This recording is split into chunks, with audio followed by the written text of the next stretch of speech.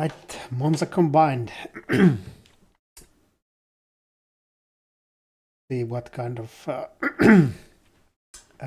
desert gears and tire pressures we're gonna need. I think the new tire has less rolling resistance, so the car is faster on straights than before. So what I'm gonna do is long gears based on the last week's sets. It also has high-speed corners like most part, and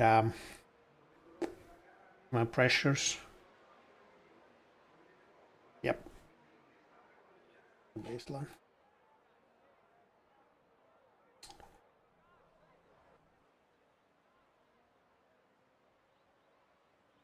Take a look at the old gears.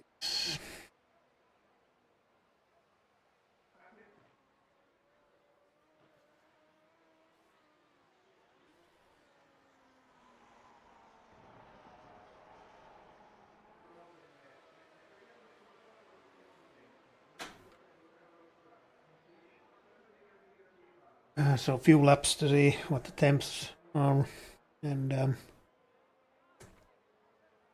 then see if we can get any speed. But it's gonna be a draft race, so probably need to optimize for last lap, maybe for the last corners, make the moves. See. Where's that second gear? The slowest corners is less mode 2, I think. So it's probably gonna be enough. Short enough second.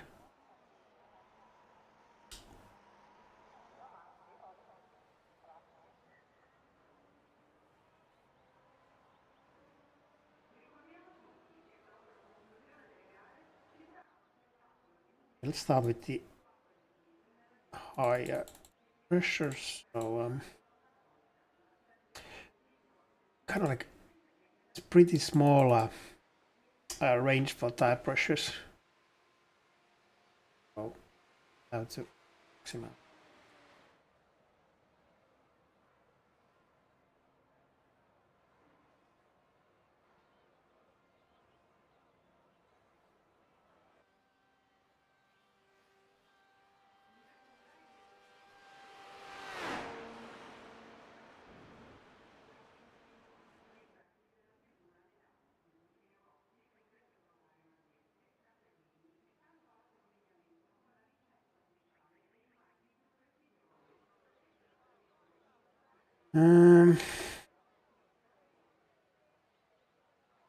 Start from no offset. Higher pressures now. Cross weight. So I'm still expecting the left side tires to heat up more, so it would make sense. So maybe set them out lower. So when the left heat up, car tilts to the right, we get more camber on the left side.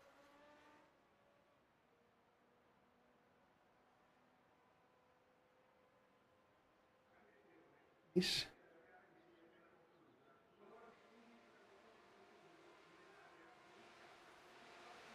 The gross wedge is going to change when the tires warm up a lot. If pressure changes like that, that's already such a big effect. So not sure what to do.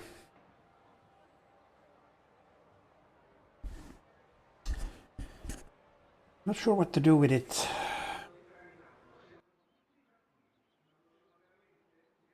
Because we can't really test the hot pressures.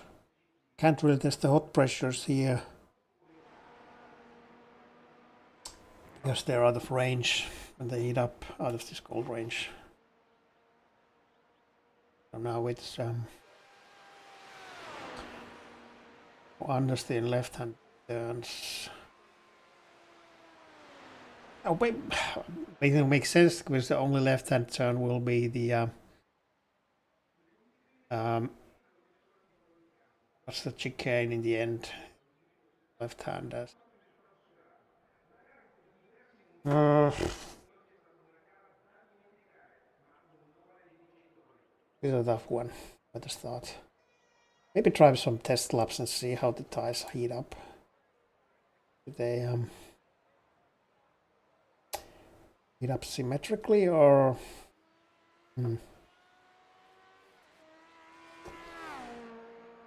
or what?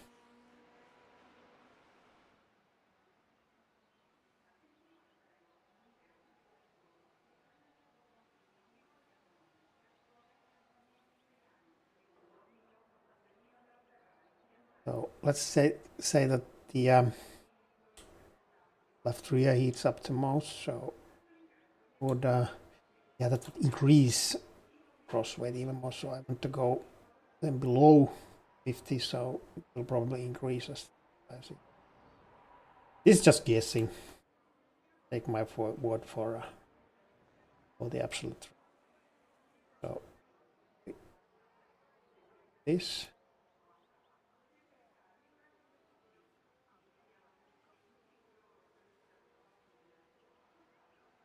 I don't know. Might make sense, might not. There's a 1.4 mm difference. Doesn't matter. Because the left side gonna heat up more, and we're maximizing the camber. So yeah, that's especially the left one because all the turns are left hand. So let's start with this and see what happens. Maybe we go have to go full pressures in every corner, so don't need to fill with the cross weights too much.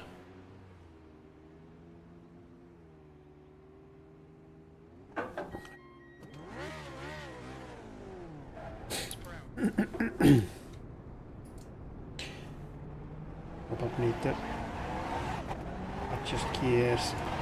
This one.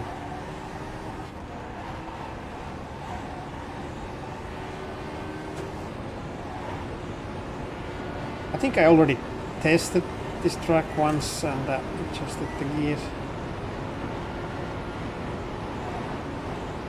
I think this is going to be enough. There's quite a lot of force feedback.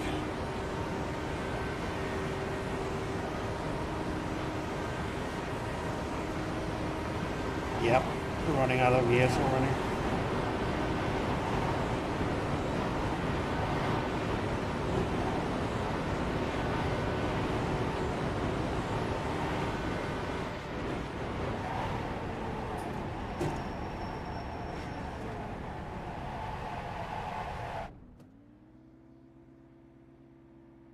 Yeah, I think I made some test runs here already.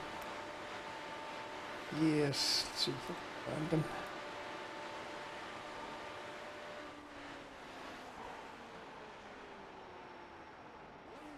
Oh, these are pretty recent.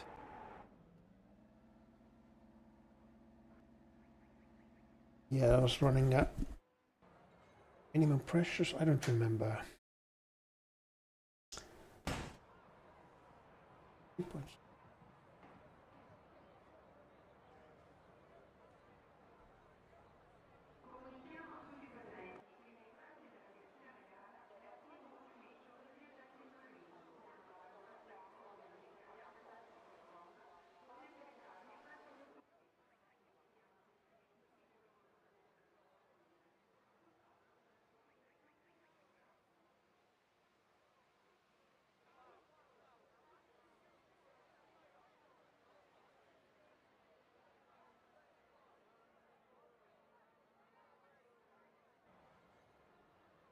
Yep.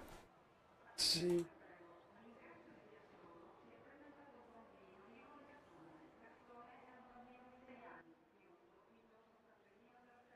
That it?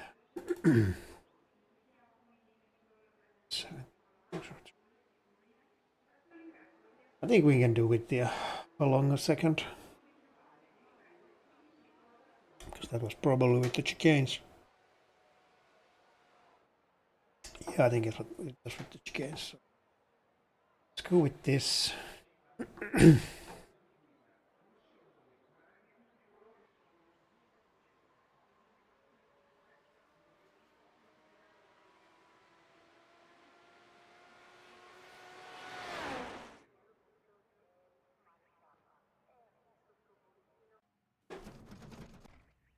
Hello. Hi, Toby.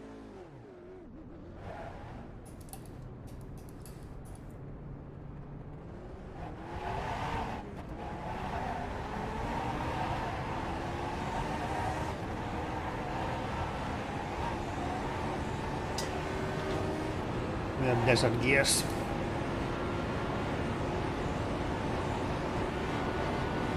A few laps, check the temps on the left side. See if it makes any sense to run the maximum or minimum pressures. So yeah, at the end of the straight hitting the power peak, so draft. Maybe need a little extra.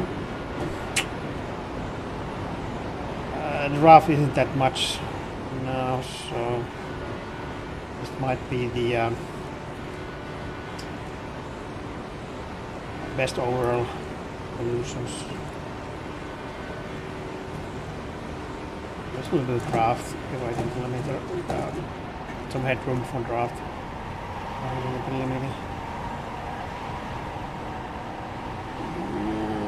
Instead of follow third gear corner. Cool.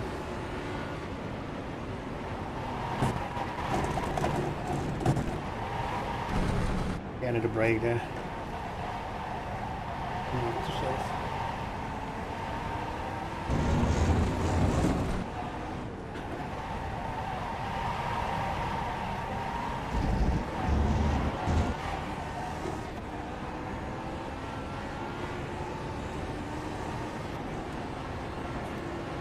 Might even be able to make the second even longer.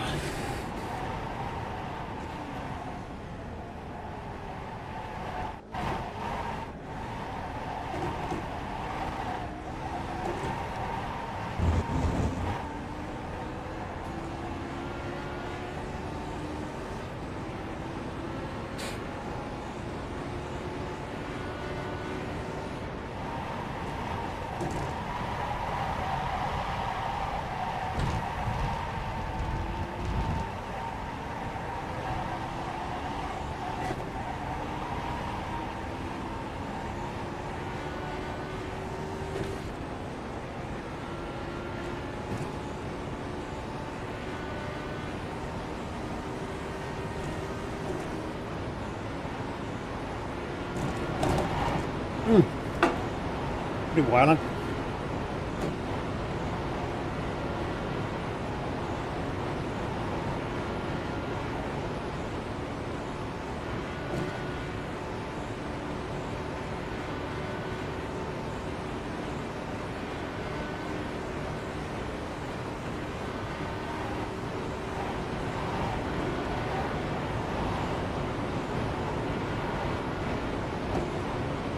So yeah, the point is to figure out the gears, tire pressures.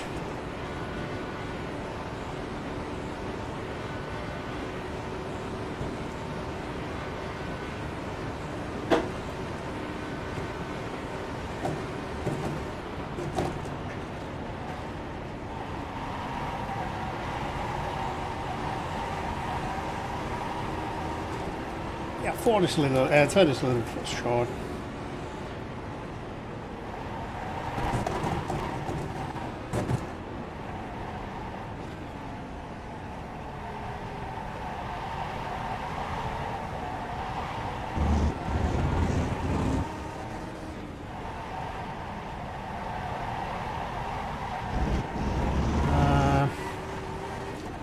I made the second a little longer. Double shifting there. I think I can do it.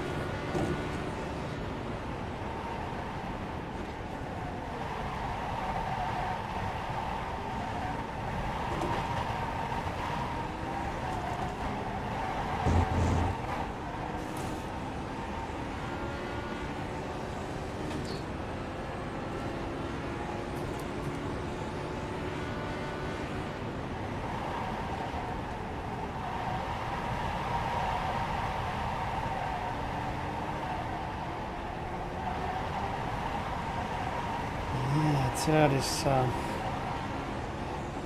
bit long for that corner.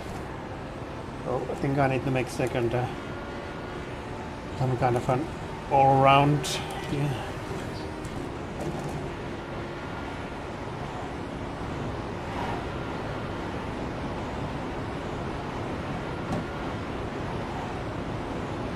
We're out of the bow band. It is a very pretty critical corner. Maybe if we could make it a fourth gear corner.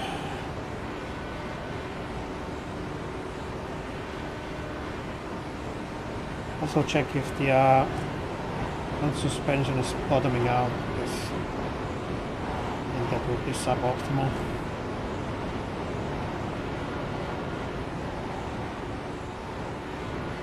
The fifth gear barely on the power band banking.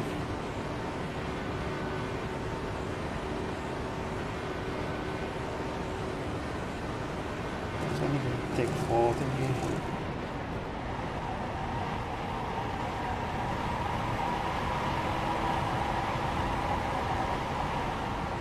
It's a fourth gear corner.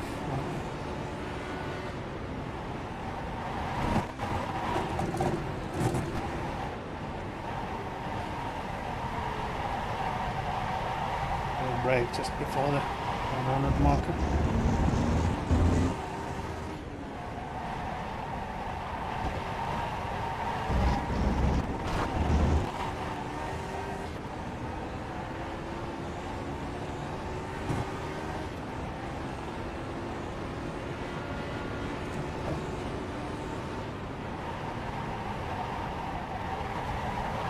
So that's too late braking.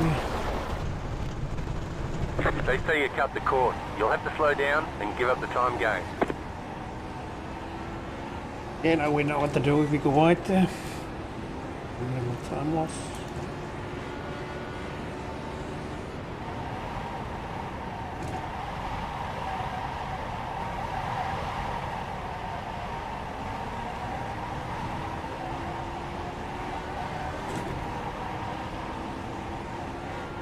Yeah, it's a second corner. We can make it a little bit longer, I think. And just now get the tires up to 10. So we can fix both at the same time.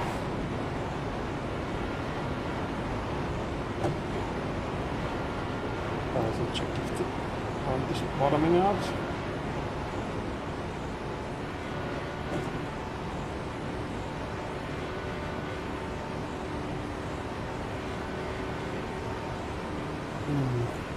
There will be the wild spreads.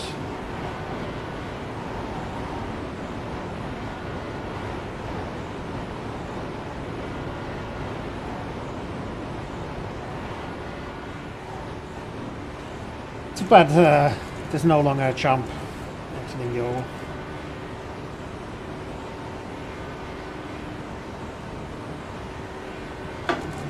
This fifth is pretty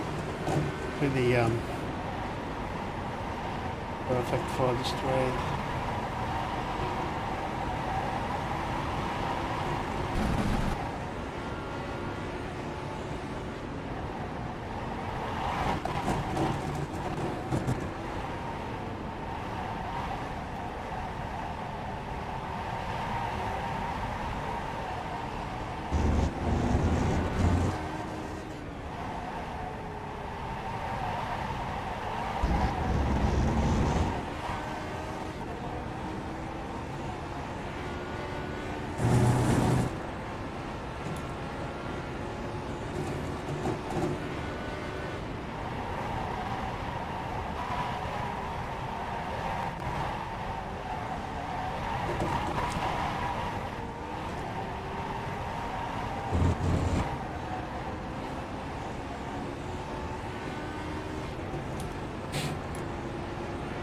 Yeah, long as I can shoot that corner too.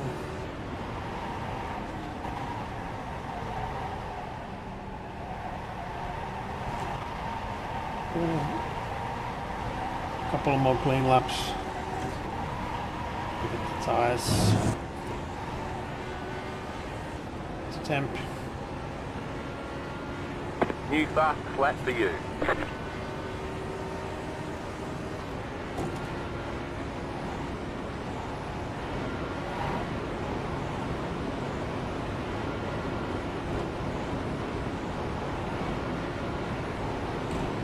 Okay, well here we're barely out of the power band.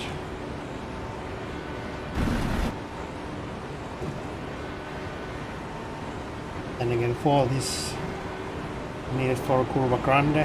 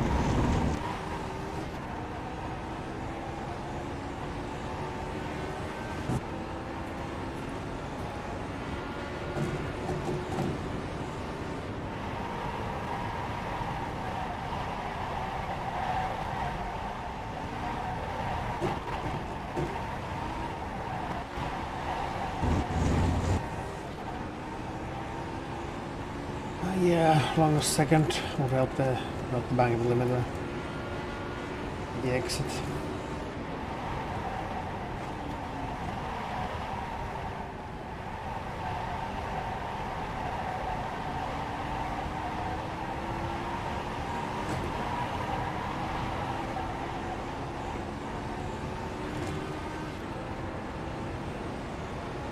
New fast flat for you.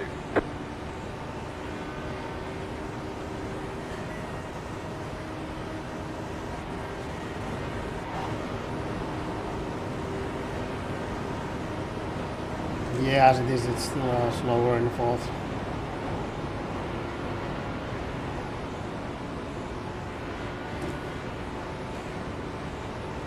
It's fifth lap, so after this, let's check the pressures.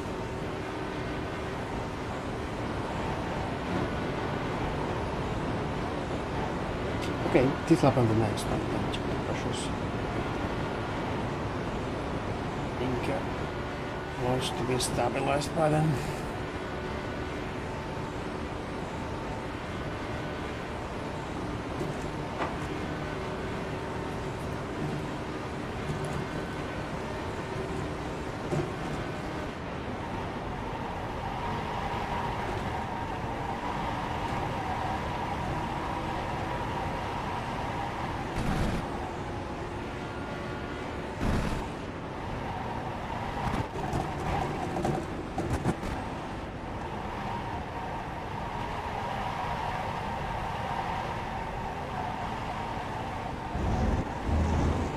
You got about 5 laps of fuel left.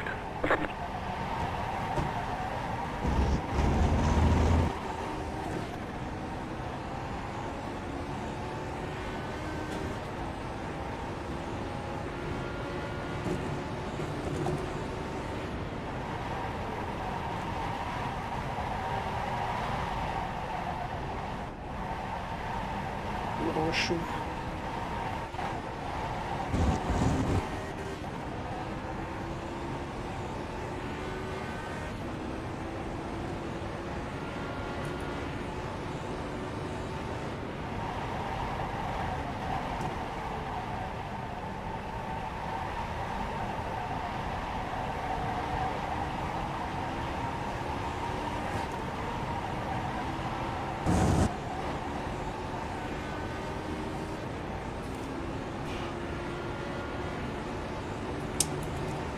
Lap and then check the temps.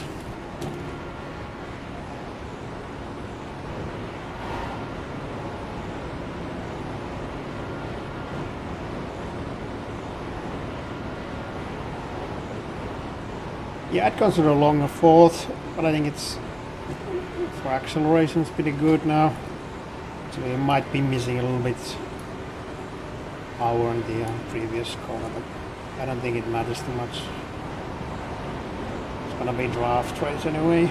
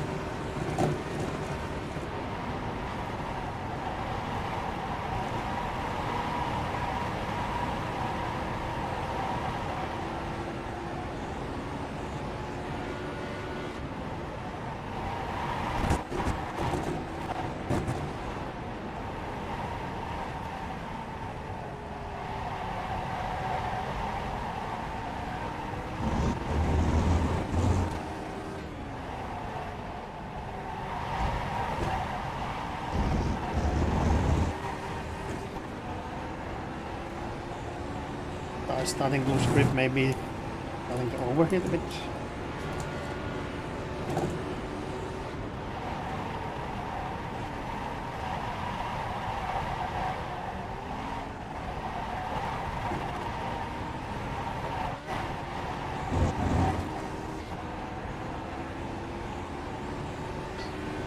Yeah, 200. Maybe it's on the white brake marker for that.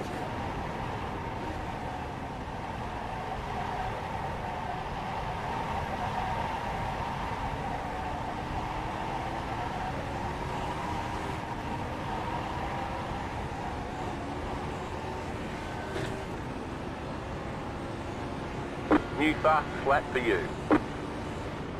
I'll check out the bottoming out tire temps on the second.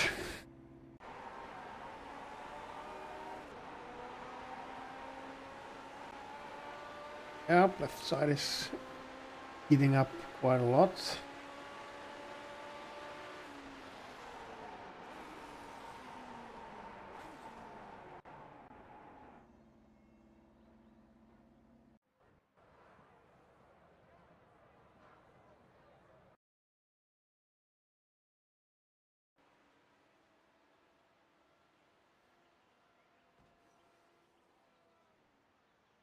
Oh yeah, it's a hot track. So, long second.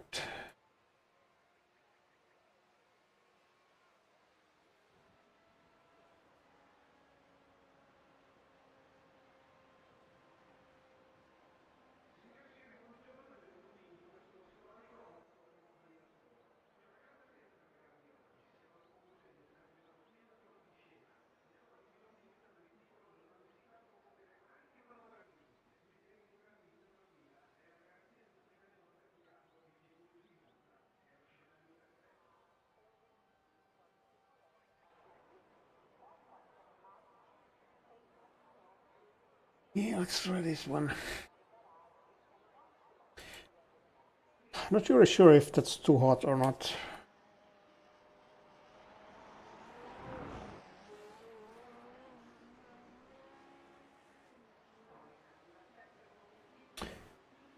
I'll always check the yeah, the left rear was heating more than.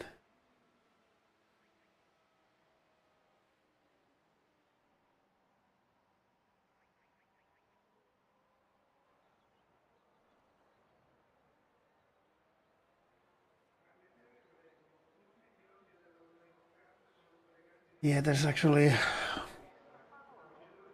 not no difference in how what's the pressure difference between left and right. Heats up, so this cross weight should be close to it is. But is that how much that about 30, 35 kPa difference is going to tilt the car to the right? I could check that too.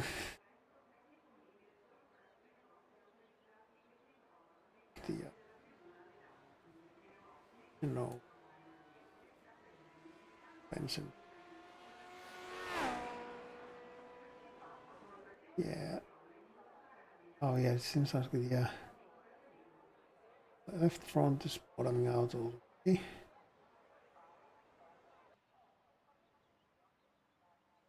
Be hard to the tire. Resting on the bump stops.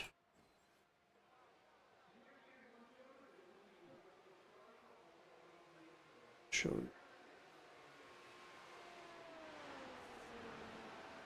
This red line is the left front, the oval.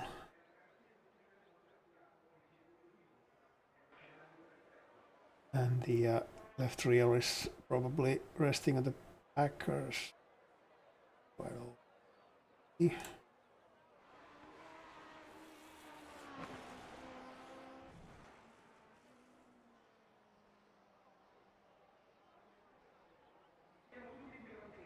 so it might be easier for the tires if we had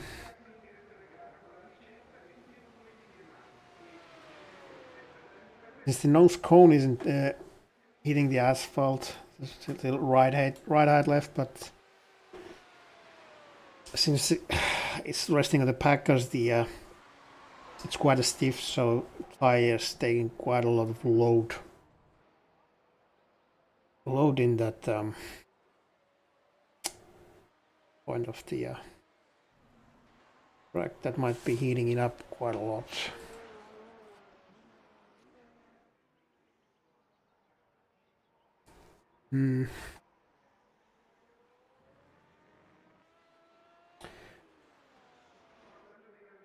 Maybe now with the updated gears,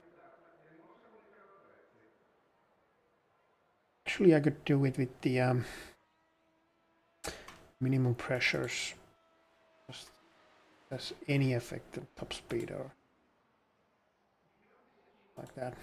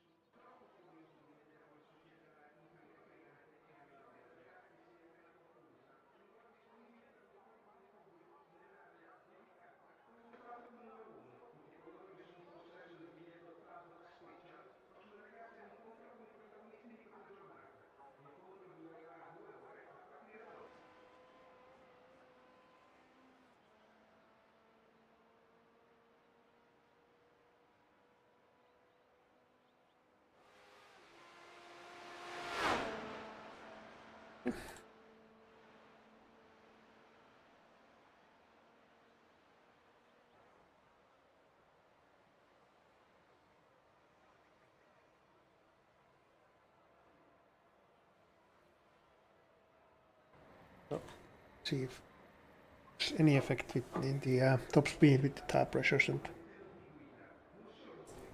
how the temps end up. Like 90 after what, 6 laps?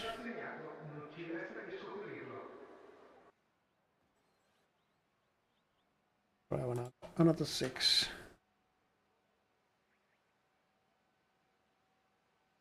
Another six fast laps and the pressures. Yep.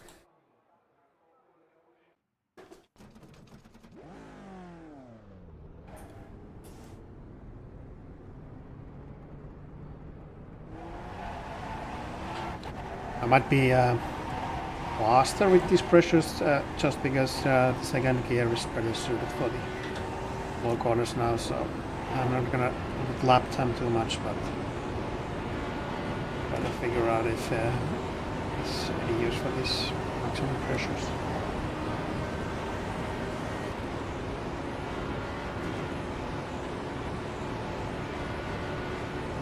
So this lap and 6 fast laps. This is the 8th, 9th, 10th, 12th, 13th. The 13th laps to the finish. 6 laps. Fast laps.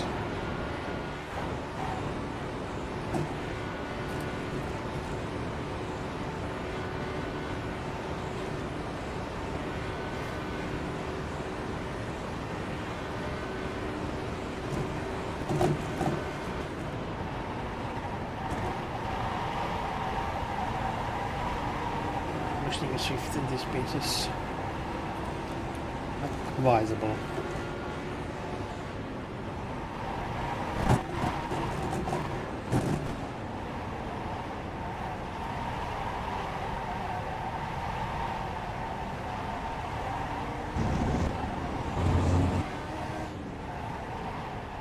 The second seems to be just perfect for the less moves.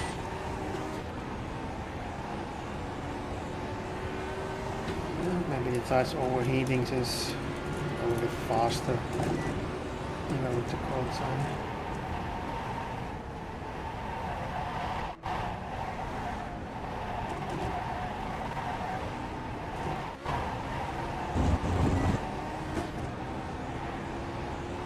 Old lab is putting faster sectors than with the hot tires, so maybe maximum pressure is going to be the thing to see.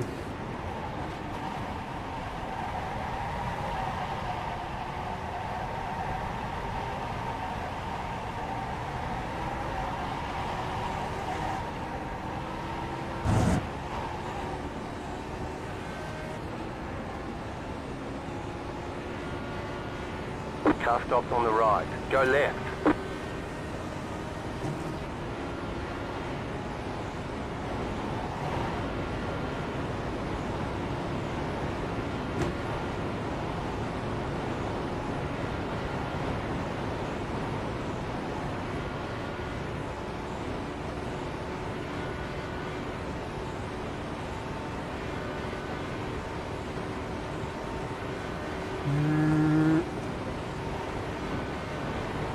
Doesn't seem to be affecting the top speed too much. Maybe I'm slower now. See on the next lap on the faster one.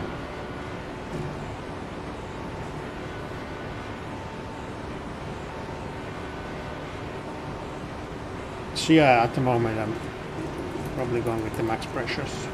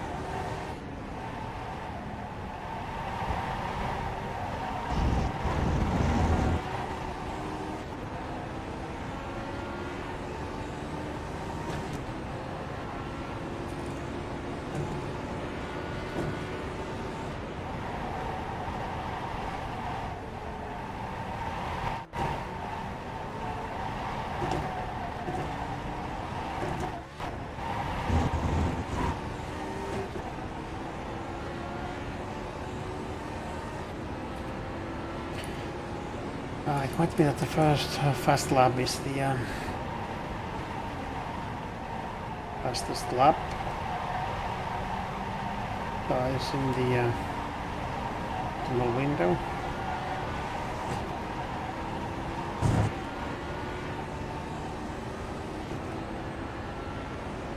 New fastest lap for you.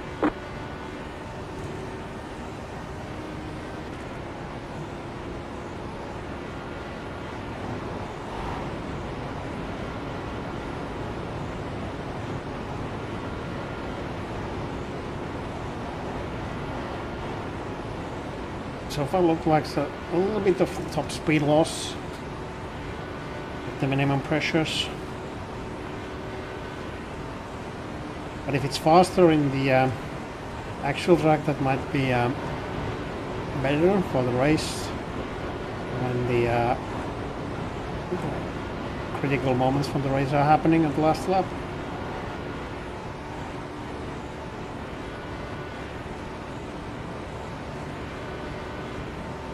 Be able to make the move, passing move. Maybe somewhere after the lesser mode or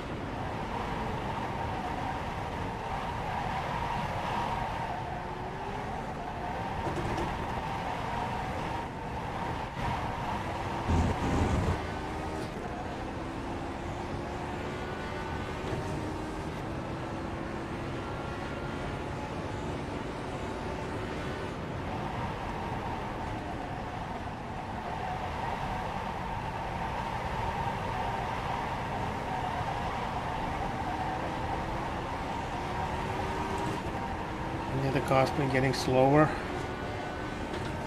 The first fast lap. I'm probably overheating tires. Just to be expected. Front like this.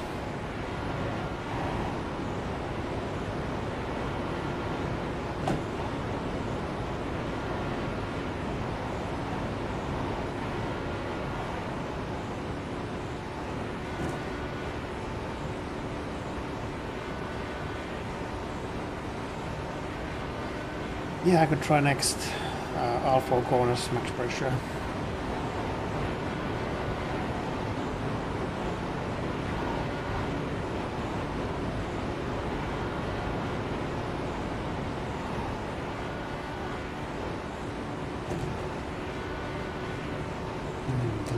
Yeah. No, it's bottoming out, maybe stiffer fronts. Even easier for the tires.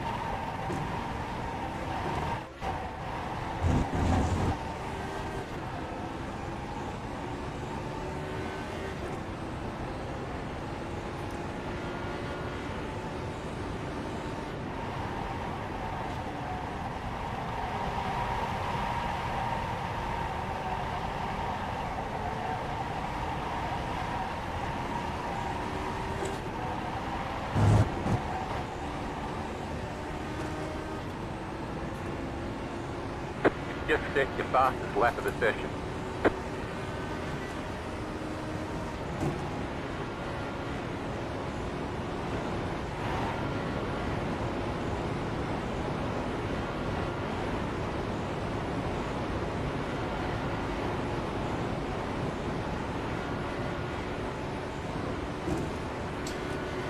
Yeah, seems to be a slight top speed loss.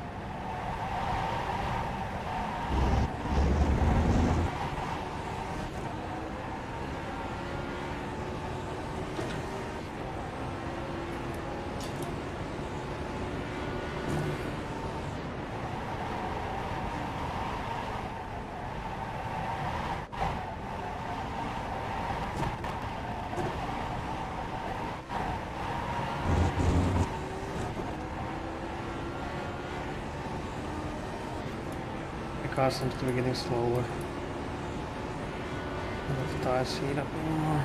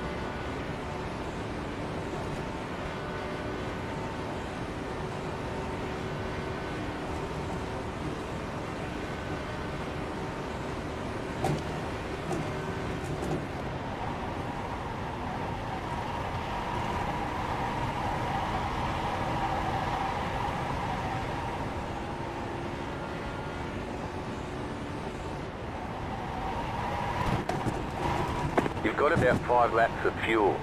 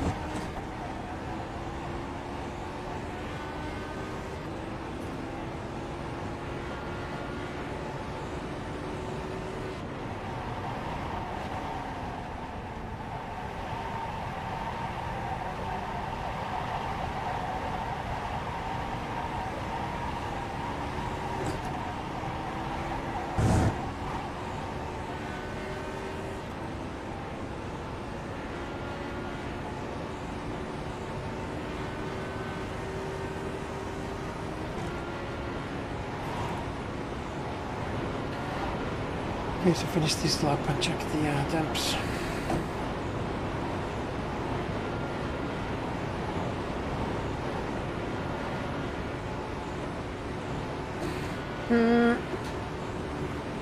Not that big of a top speed difference. Just minimum pressures.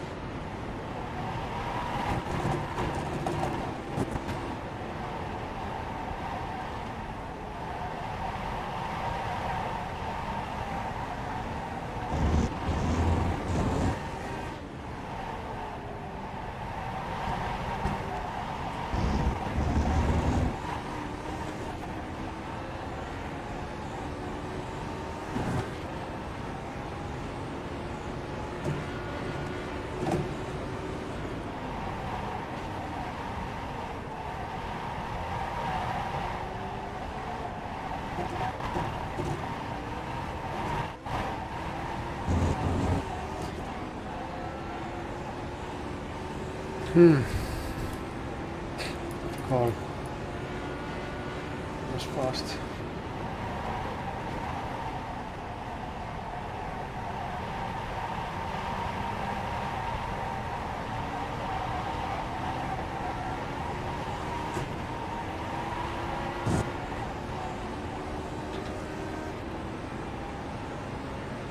New fastest lap for you. I had to just chat some lap time alone because I'm getting faster by practicing.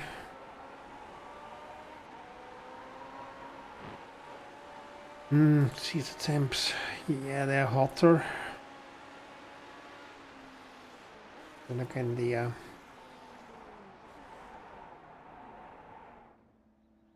hot tire pressures are lower too, so that might be good. Yeah.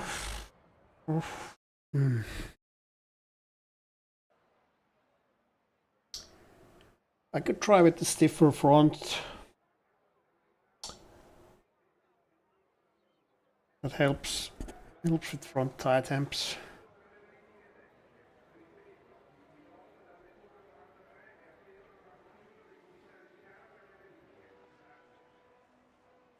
Yeah, about 6 or 7 degrees hotter than with the minimums. Rear temps, right side temps are pretty much the same that they were before. So I was driving just as hard.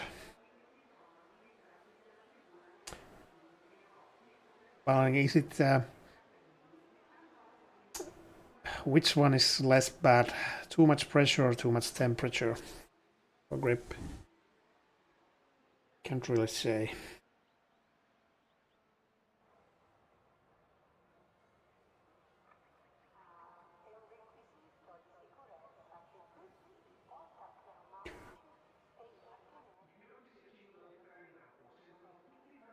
Oh, hey, Mick. I say what? How you doing? You good? Yeah, I'm good. I'm good. Just doing some Monza testing. Yeah, I'm watching your strip. Oh, yeah, right. What are you doing to stop it biting them out? Back packers or springs? I don't know. I mean, if I add the Packers, it just means that the same thing is going to happen that's happened now. It's resting on the. I mean, the nose cone isn't hitting the ground, but the suspension is. I don't know if it's the Packers or what's hitting, but anyway, it's bottoming out, running out of travel. So I think it was. Yeah. So I don't think the Packers gonna change that at all. So I was thinking maybe No. going stiffer springs in the front and see if Yeah, that's what I've always done there. yeah, see if that helps with the temperatures. Because I think the tires are going to take a lot of load if the suspension is like out of travel and the tire is taking all the hits in the Yeah, banking. yeah, yeah, I don't know. yeah. I used to just try and do everything I could to be fast on the oval. I just thought if you can get like even a nose cone ahead going into curve of ground, it's worth trying. You know. Yeah, but then again, probably possible to make the moves after Lesmos or what's the Yeah. chicane? I don't know. The draft isn't as big as it used to be, but No. you can maybe make one move per straight. But Right. Right. can the guy behind pass you before the finish line? I don't know. Mm.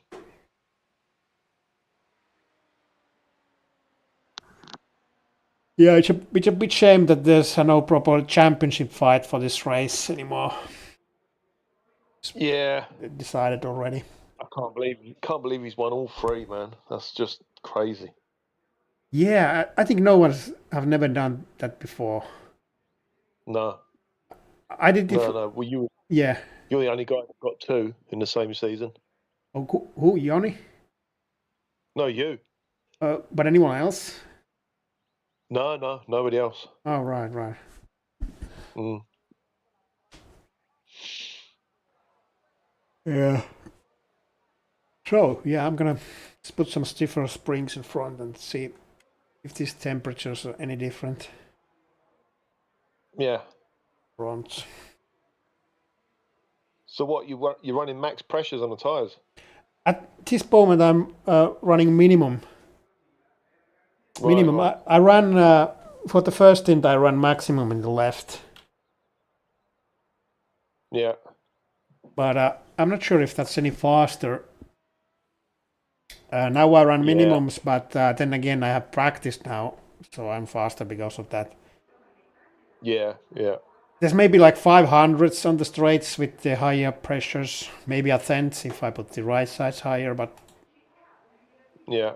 then if it's that, do you want to be fast in the oval or do you want to be fast in the actual circuit section? Yeah.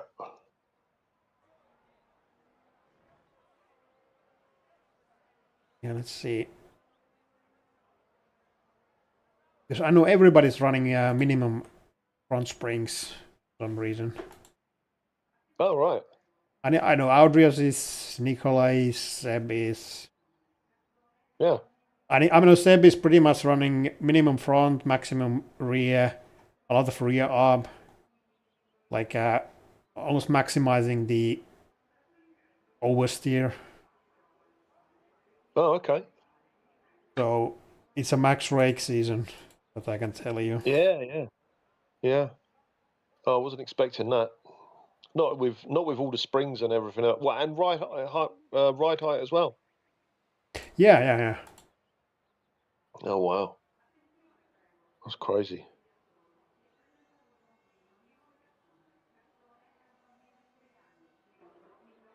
I get it to blink.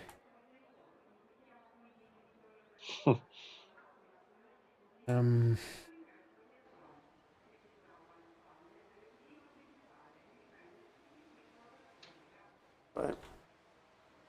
try that one.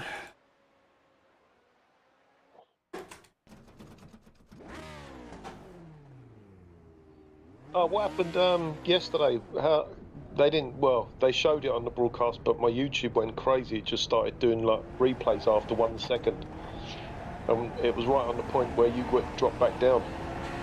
Yeah, I did. I tapped Ardrius a little bit in Moss, and that opened the door for Togo. And Togo got past me, and then I was too wide with Kevin, and there was a small hit between us, but I got some suspension damage from that, and that was causing me a lot of understeer in the right-handers and then oversteer on the left-handers, so I was a little bit slower because of that. But I know I had the same pace as Ardrius.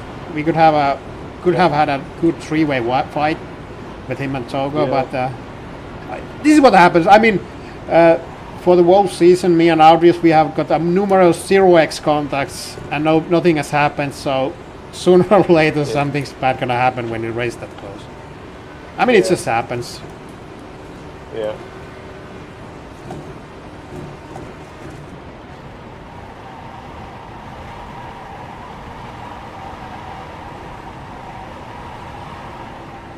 We still haven't had a proper rain race.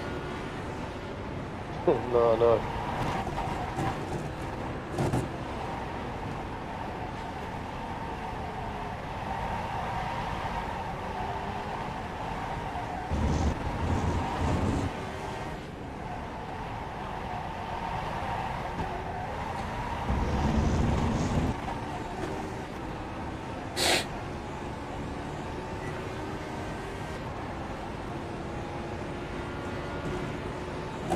I don't know if Steph got his lap with a toe. Must have done. Yeah, I don't know. But actually here, I think the first fast lap is the fastest lap when the tires are still in the in good temps, not too hot. So I think the next lap is going to be the fastest lap, and then the car just gets slower. Right. Until it gets fast again when the fuel burns off. Yeah. I think that's what generally happens in every track. Second or third fastest lap is the fastest, and you get slower as the tires heat up. I think with the new tires there's a lot of temp management. You cannot cook the tires, or you just get slower.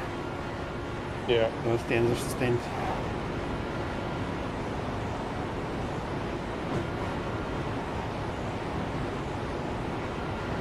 Oh, what you mean they actually wear out now, or they just get hot? I think they might get hot, and they might they might cure a little bit, and that actually might. I mean, if they get hot and cold for multiple times, the compound starts to harden, and I think that's been a thing in the GT3 tires for a while, but it seems to be a thing now in the 49 too. Right. So it's not how much tread you have, but if you have abused the tires, it matters. Yeah.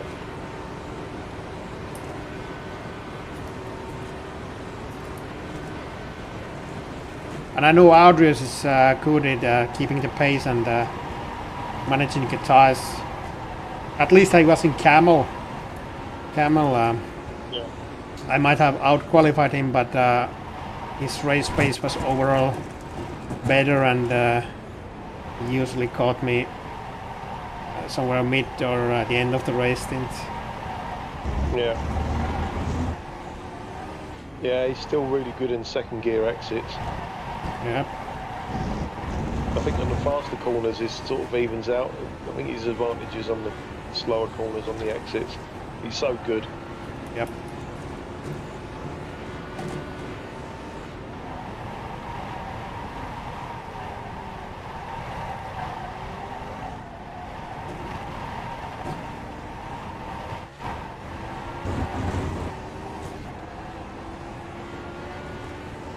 You're running full dampers. Almost minimum in the front and almost maximum in the rear. Oh wow. What's the car just got a load of understeer in it now? No, I don't think so. I think the this car is very very sensitive in turning. Right. Since the moment you start to roll the car, the inner rear wheel basically just lifts off Yeah, yeah. with these dampers. And I just noted that I think the dampers are the same in the front and rear, but since the front springs are much softer than the rear, they require less damping. Yeah. Because at Adelaide, I noticed that even when I was almost maximum damping in the rear bounced off a lot after the bumps. Right, okay. So it's like it doesn't settle. So I still want more damping. Maybe I should shoot. Who was it? Christian with a message. Because it still seems to me that the rear is underdamped, even with the Right. dampers maxed out. Yeah.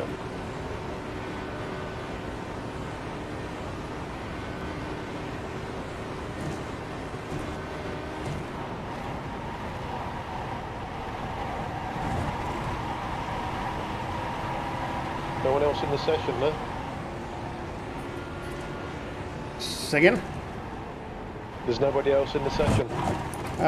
Alan and Gary. No, right. Yeah, but Yeah. almost a minute away.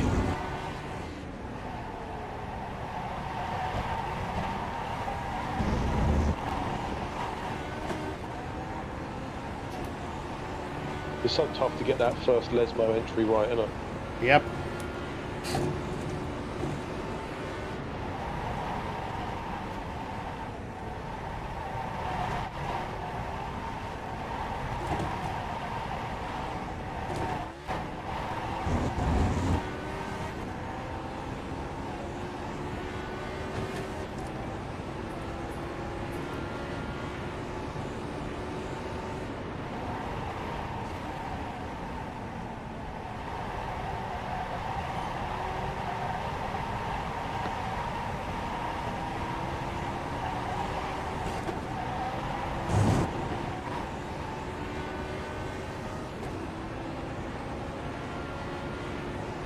So there's a slowdown if you go over the the last curve on the left-hand side of Ascari. Every season I always try and get the front of like the nose cone over the middle of that curve. Yeah. See what's going on. Yeah, I think I need to check that because that might be the deciding corner for the race. Yeah, yeah. If you can get a good exit from the from Ascari.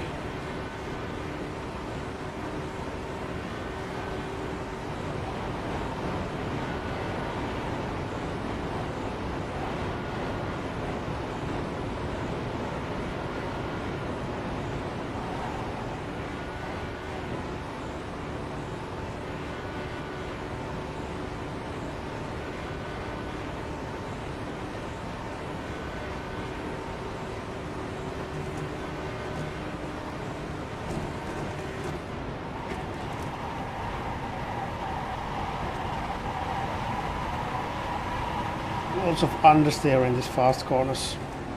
Mm.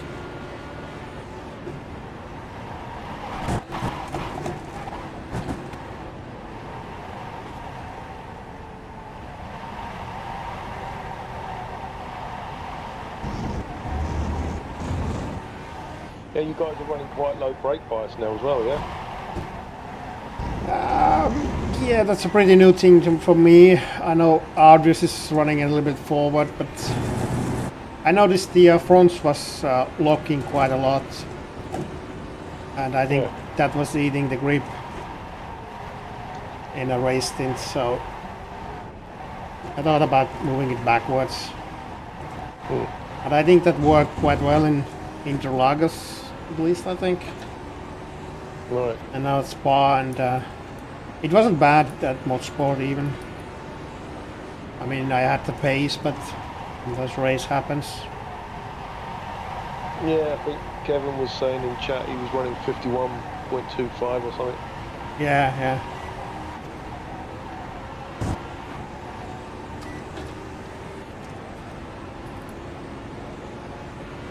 Because the understeer was the most biggest issue Yeah. most of the time, so I really didn't want to lock up the fronts, not even micro locking. That's hard to notice. Yeah.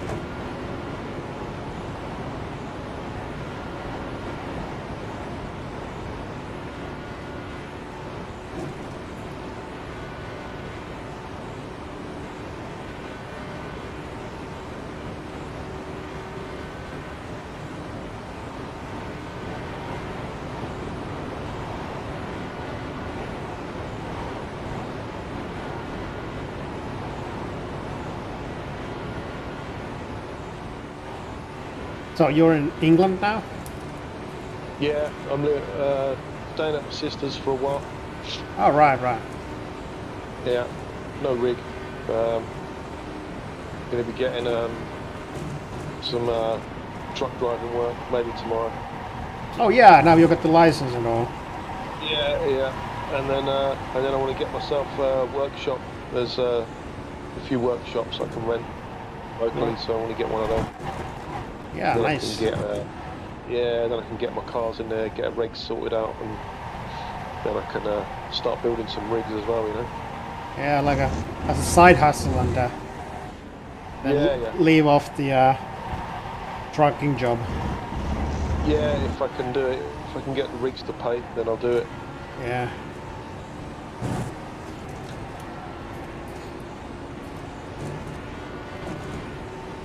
Yeah, I want to make some, I don't know about how many replicas I'll make or who will want them, because they'll be expensive, but I'll try and make some, like a generic space frame chassis or something, you know? Yeah, that might work, yeah. Yeah. Because I think the local company that made the rig that I'm using, I think they've been in some financial trouble for a while. Right. I mean, their website wasn't maintained properly when I last visited them, and then I checked their Yeah. company records, and then they were making quite a lot of deficits in the last few years. So Yeah. I think after the COVID went away, most of the sim racing probably Yeah. died off a little bit. Yeah.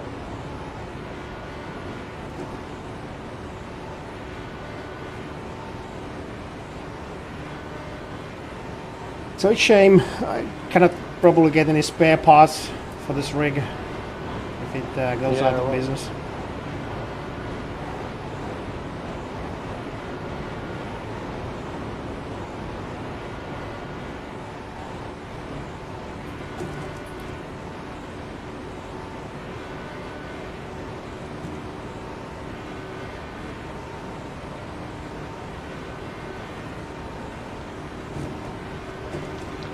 Yeah, I was talking to Nick about all of that, and yeah, he reckons you can get like fully working gauges now. You know, not screen gauges, like real live gauges, you know. Right, yeah.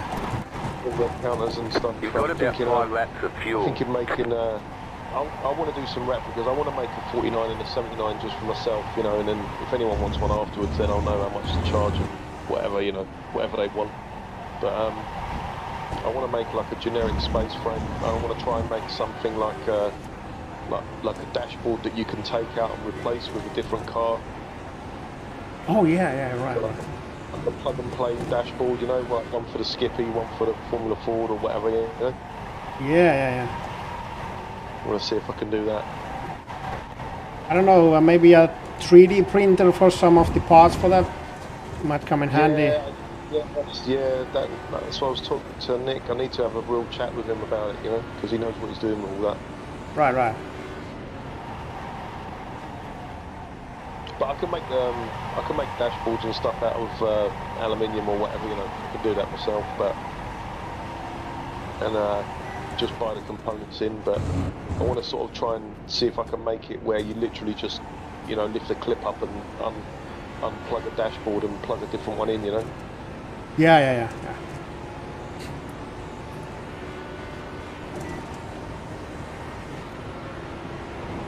Actually, speaking of the devil, I was thinking if you could make a shifter that has like a dogleg pattern and gated first gear, that would be nice. Yeah. I don't know if you noticed there might be some lag in the stream, but my third didn't go in, and when I pressed the clutch, it went into fifth, but my shifter was in third. So I missed it. Yeah, it's starting to act up randomly. Right. So I might need to fix that, or if I know how to fix that, because if it happens like every 10,000 shifts, how I'm gonna know if I fix it or not? Yeah. Never gonna buy this Fanatic again. Right.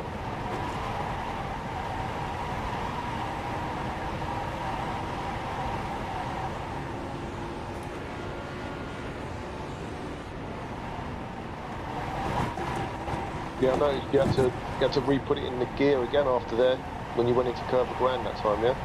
Yeah, I think there was some issue there as well. Yeah.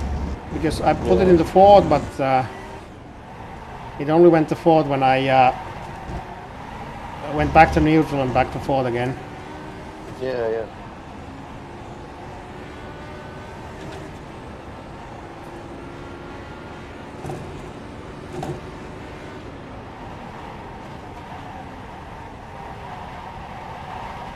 Oh, the other thing I was thinking that since this is quite a powerful motor in this wheel, I don't know if there's any kind of electrical interference from the motor to the shifter. Yeah, maybe. Because as far as I know, the shifter is using some kind of what is it, a Hall sensor that senses the magnetic field or something. Yeah. So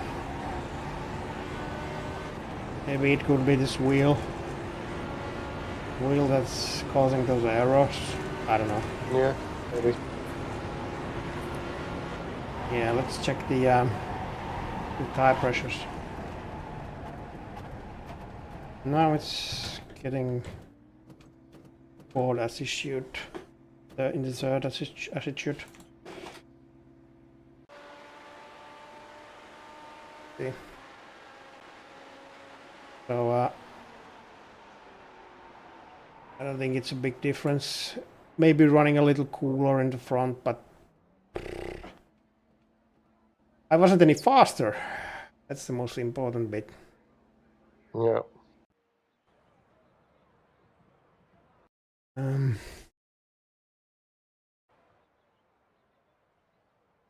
me check my rear temps.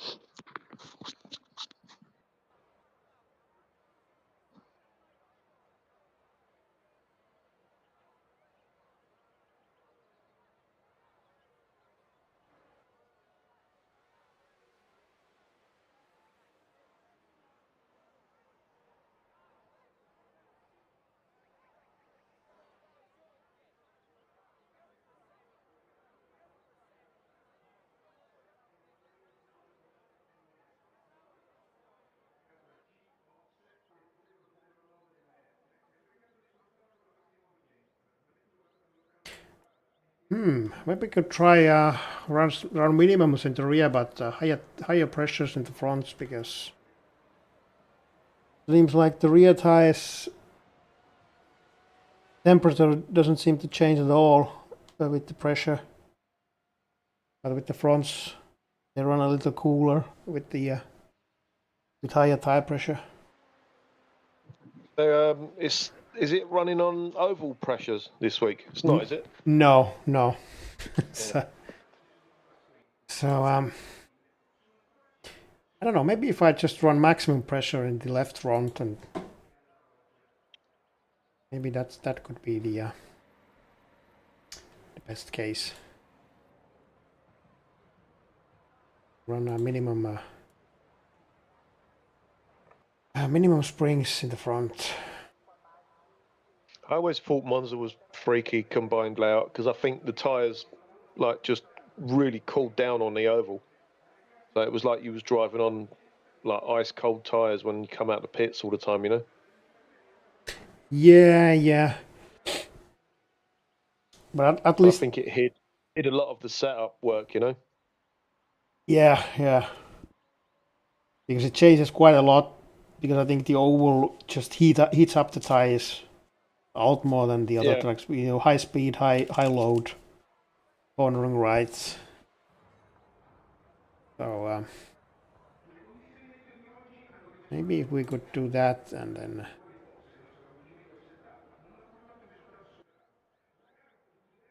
try that. I just have to fiddle with the cross weights when you got the Yeah, right. different pressures. Mm.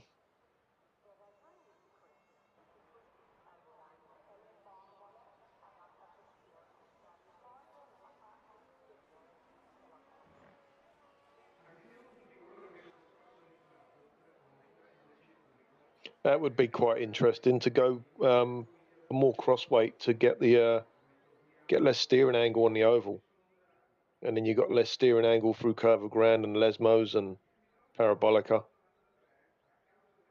Yeah, that would actually make sense. Am I turning the wheel a lot in the oval? I wasn't paying attention. No, I can't remember. Yeah. Yeah, maybe I could put a little bit of negative cross weight, like less than 50. Yeah, I never know which way round it is. Oh, sorry, yeah. Yeah, more oversteer in right turns if you go over 50. So we want to keep it maybe over 50. Let's try that.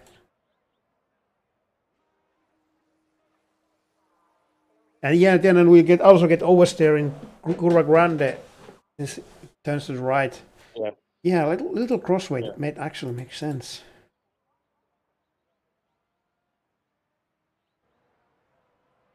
I think I got lost with these clicks.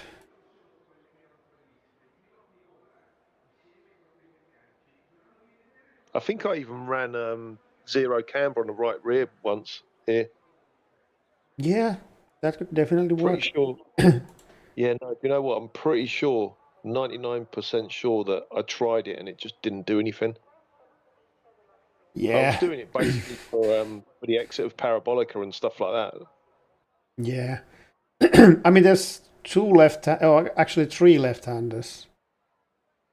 It's the one after the Curva Grande, and two in the Ascari. Yeah, Oh yeah, the Ascari's exit is quite a critical too. I really don't want yeah, to it is, yeah. lose any grip here, and I don't know if you see the right front is heating quite evenly, even with the negative camber. So I don't know Yeah. if I want to go positive. But the positive cross weight over 50, that actually might work. Yeah, I've never tried that.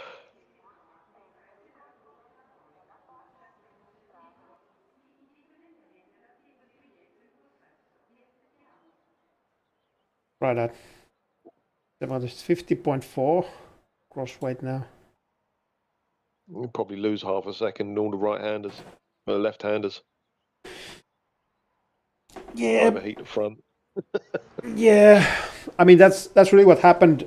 I think that's what happened with the damage in most sport. That probably some kind of suspension link damage that affected the cross weights, and it just gave massive understeer in right-handers and a lot of oversteer in left-handers. Mm. I mean, that's the same that happened to me when I got some wheel damage in the 79 at Bathurst a couple of seasons ago. I'm not sure if that's when I won the championship, but I won the race. But I got some sudden oversteer in the fast left-hander just before the skyline. It never happened before, and I think it's just because of the damage. Yeah, I've had that loads of times. So you was pray it's the right way around for the track, but it never is. Yeah.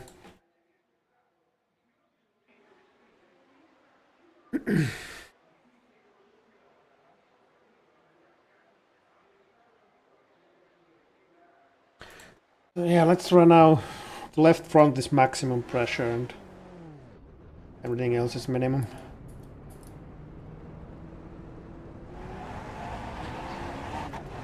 I mean, we just chatted with Togo yesterday, and I think nobody has yet tested that if higher front pressures are actually faster, because it was in many tracks in '79. You would get I think, a little crisper steering feel when you run a little highest pressure and overall pace, and I think actually in high-speed corners it was a little faster to run more pressures in the front. Yeah. I think it was just because the front tires are so tiny in that car that they just can't take the high cornering loads in high-speed corners without higher pressure. Maybe something like that. Yeah. Yeah.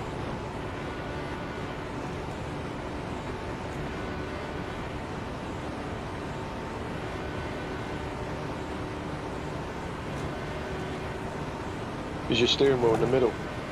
Yep.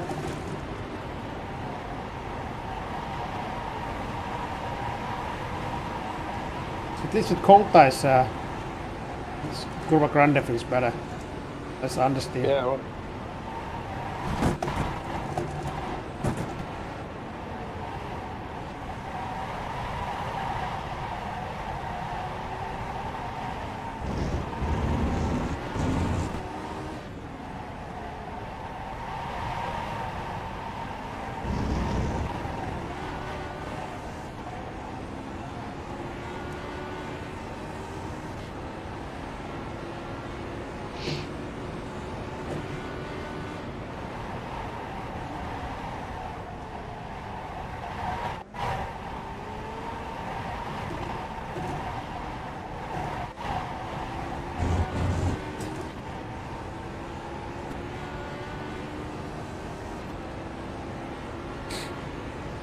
It was nice over the entry and Ascari. Yep. It's nice when it floats over that curve, isn't it? Yep. Sometimes feels a bit random, but Yeah, it does, yeah. there's a lot of lap time just going over them. Yeah.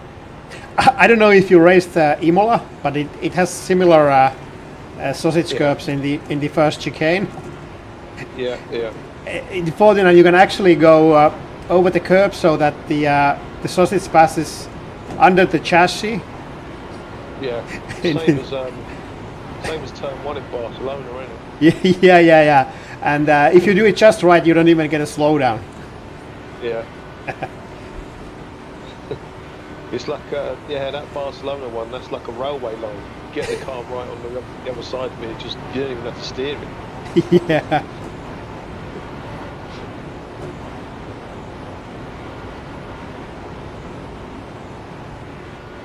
Yeah, this might be it. A little bit crosswide and higher left front pressure, because already the straight line speed is really good and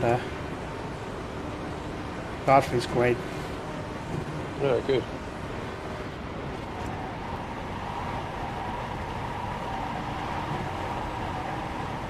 And so far less understeer in the Curva Grande. Yeah.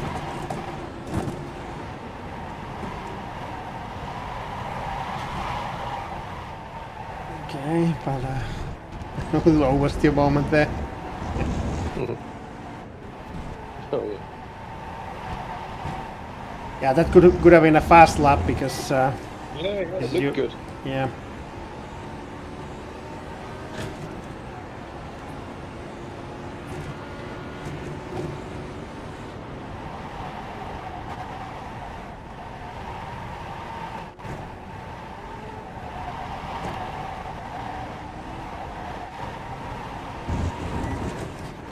Actually, this crosswide might even make sense in the exit of the Ascari when you want the rear grip. To Yeah, that's accelerate true. that.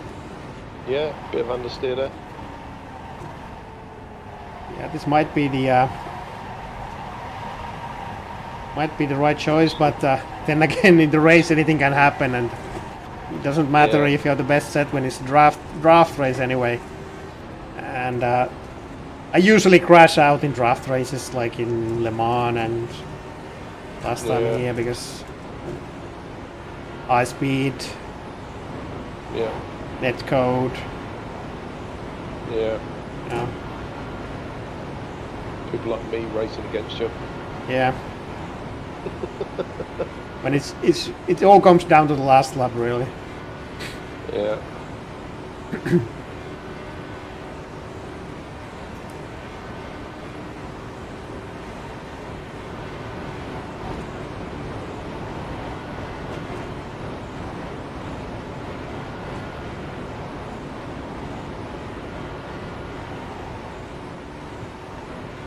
It's a shame they removed jump from the exit of the oval. Yeah. Flattened it out. Yeah, what did they do to get rid of? They change the track then? Yeah, I don't know. Yeah.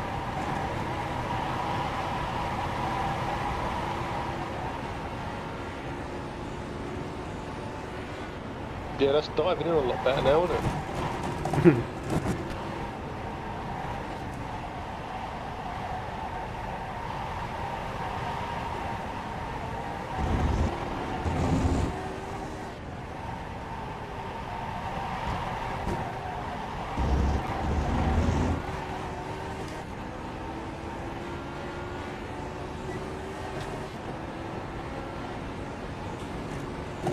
It's going to be a fast lap, I think. Mm.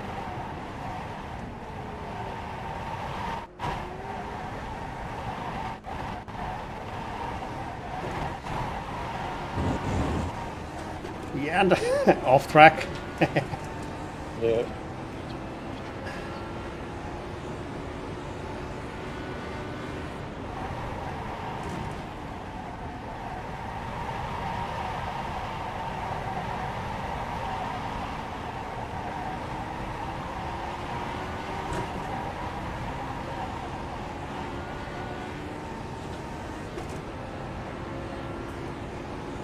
That was your fastest lap of the session.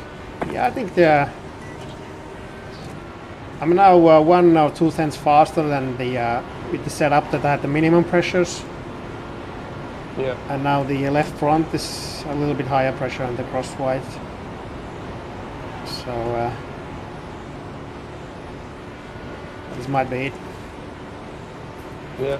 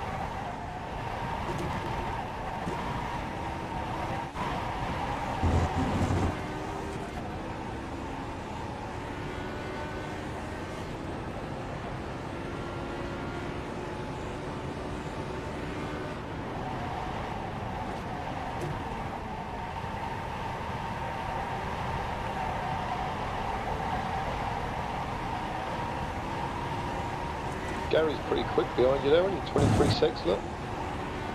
Gary? Yeah, Gary Home. Yeah. Yeah.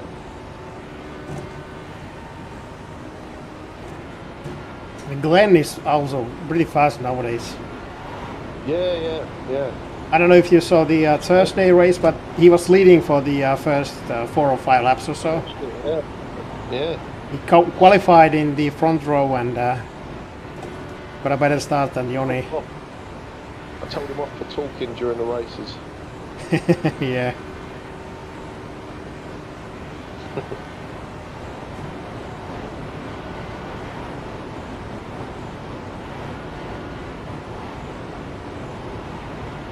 Yeah, he was doing well. It's good to see him up there. Brilliant stuff. Yep. A lot more fast guys these days in the 49 than used to be a couple of years ago. Yeah.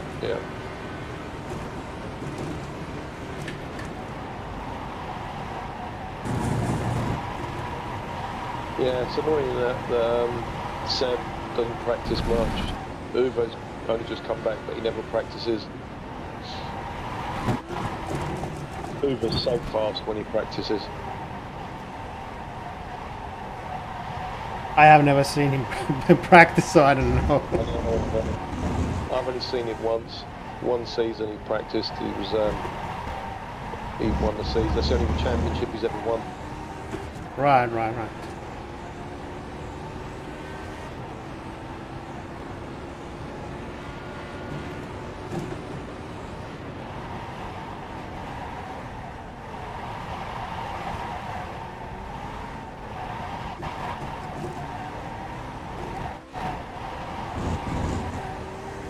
I think I need to cut the sausage more. Yeah.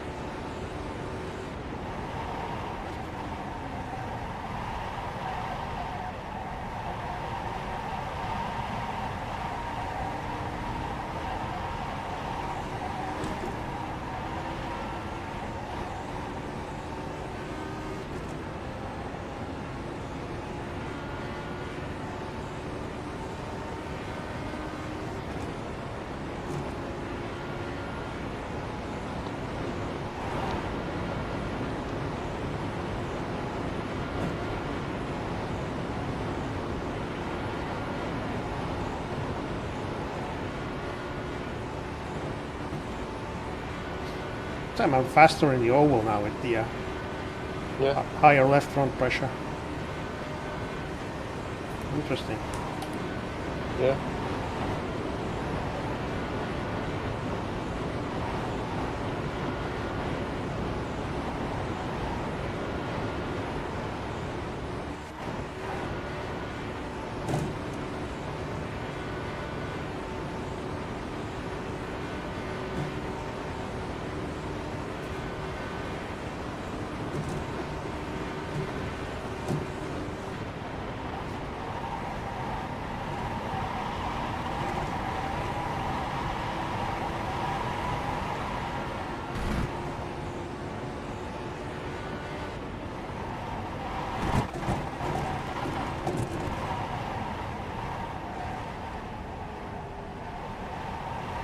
You got about 5 laps of fuel left.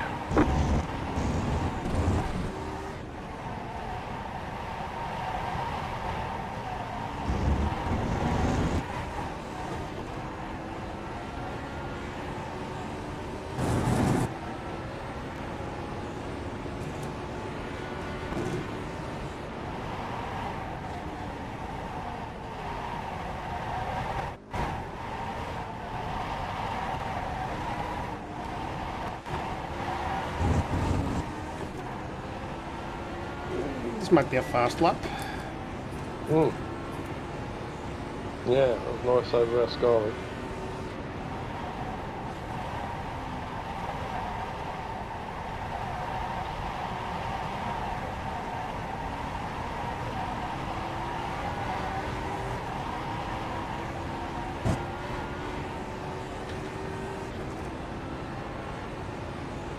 You've just set your fastest lap of the session.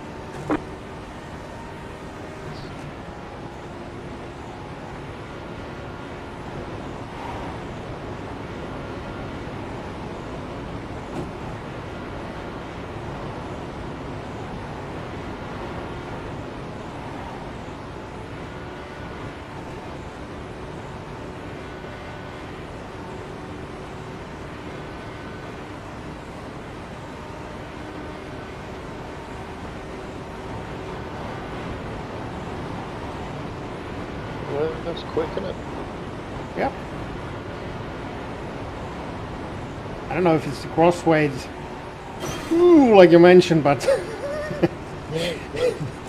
and maybe the tire pressure, but maybe this is the set to work on.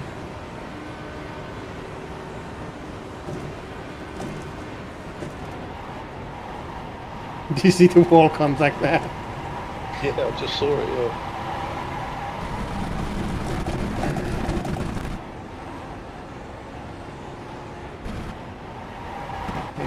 I tell you where it looks really good. It looks good going through Parabolica now. It's hugging the right hand side, nice. Yeah. And I think that's what you're gonna do there, to straighten out the exit, because Yeah, at the moment you had to delay going full throttle quite a lot. yeah.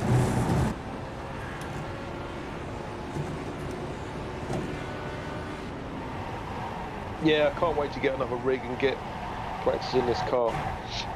Do hundreds of laps. Oh, yeah. Yeah, I think I did about 20 at Kevin's house in it. As soon as he got in the car, he was 1.7 seconds faster. I think that was at Watkins Glen boot, I think it was, when you guys were there.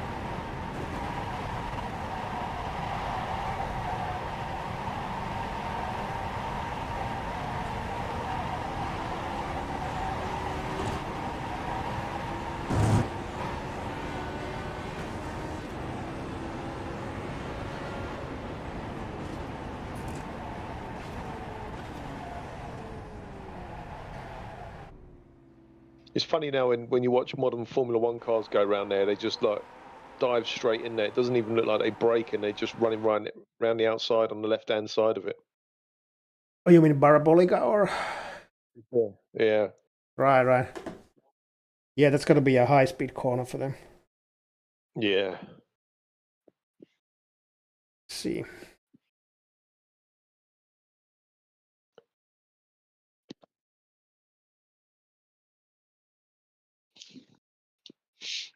Hmm.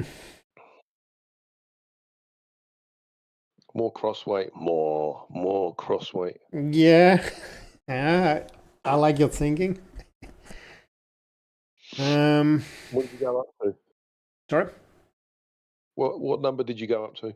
50.4. Oh god, I would have gone to 55.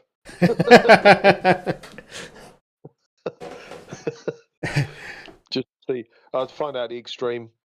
Yeah. I mean, it's a little bit sketchy in the Lesbos or Lesmos. Yeah. So I don't think I want to go more crossweight just yet. Hmm. No, I mean, so the left front pressure is higher. And now, I wonder if you could I'll tell you what you could try. You could try odd casters.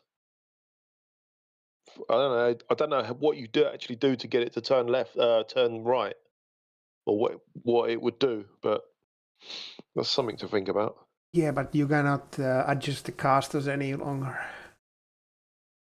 Oh, can you not? Oh, right. Yeah, but I also read that some oval wisdom that they use in real life racing. They use staggered caster, like Yeah, lower caster in the inside wheel, so it should turn easier. I don't know how that is, but yeah. I don't. yeah, it's pretty weird. But Yeah, I've heard that it works. yeah. So I suppose if you got zero on the right, what would that do?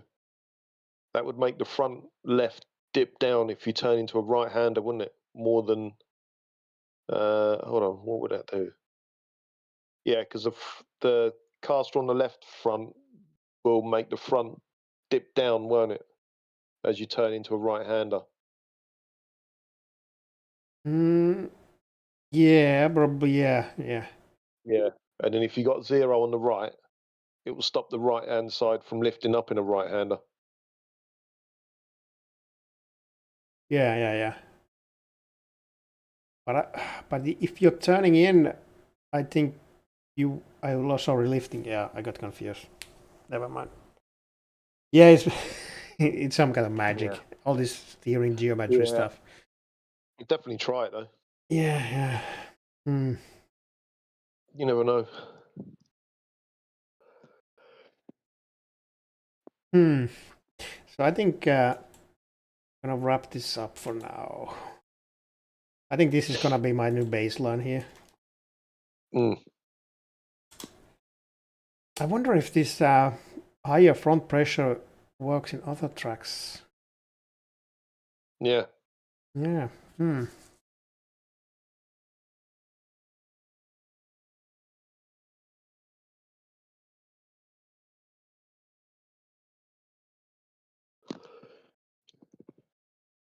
Hey, wait a minute. I'm running a higher pressure in the left front,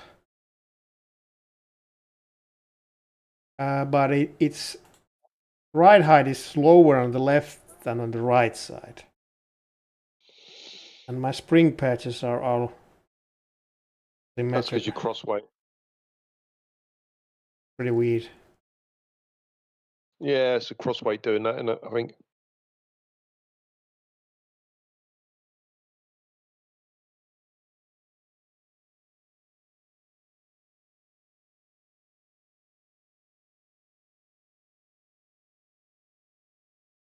Here, see if I put the minimum pressure in the front.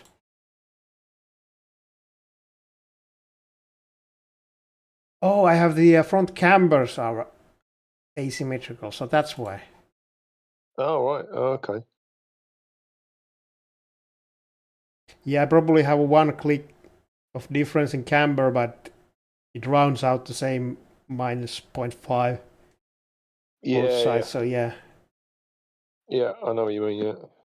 Okay, but that's good because I get maximum cambers and the pressures I want. So I think this is good. Yeah. Yeah, I don't mind the left side resting a little lower because they're gonna heat up more anyway during the stint. And yeah.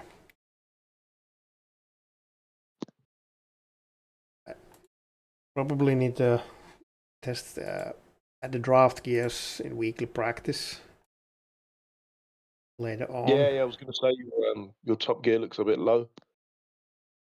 Yeah, I think it's now just on the at the peak of the power band in the middle of the straight before Curva Grande, but in the draft, I don't know. Even with if you hit the limiter, you're gonna catch the guy in front in draft, and you're gonna battle it out in the circuit section. So I don't know if that's gonna make a difference. It's not straightforward, is it? You can have a slightly lower top gear and you can catch them earlier in the straight. Yeah, exactly. Yeah. And then when you leave the slipstream, you still want to have the power. Yeah, that's it. Yeah.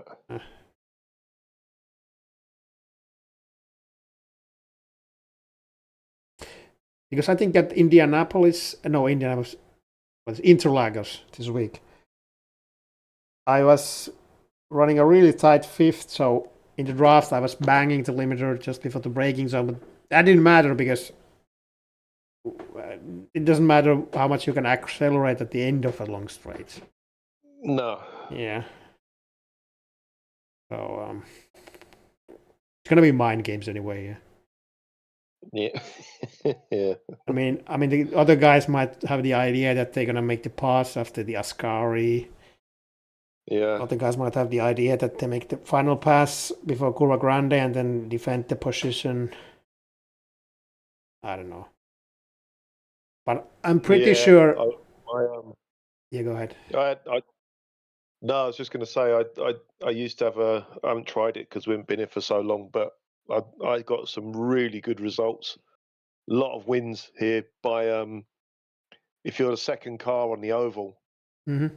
And you've got like like if you're the second car on the oval and there's no one around you, then it's straightforward. But if you've got like about 5 cars behind you on the oval going into the last lap, I used to leave a gap to the leader in the corners on the oval. So I'd go into turn 1. So you go over the finishing line, you're in second place.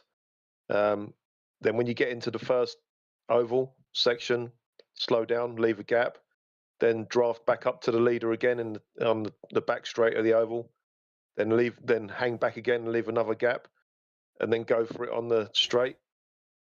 And you have to block that 3 wide because they're going to go for it. They can still go for it, but it stops them getting round you on the earlier part of the oval to get their run on the leader. You know. Yeah. It's some kind of It's a bit naughty, like because you're slowing the cars down behind you in the corners of the oval. But yeah. I wonder how that works now that it's a lot less draft now. yeah, I was going to say I don't know. I got no Yeah. idea.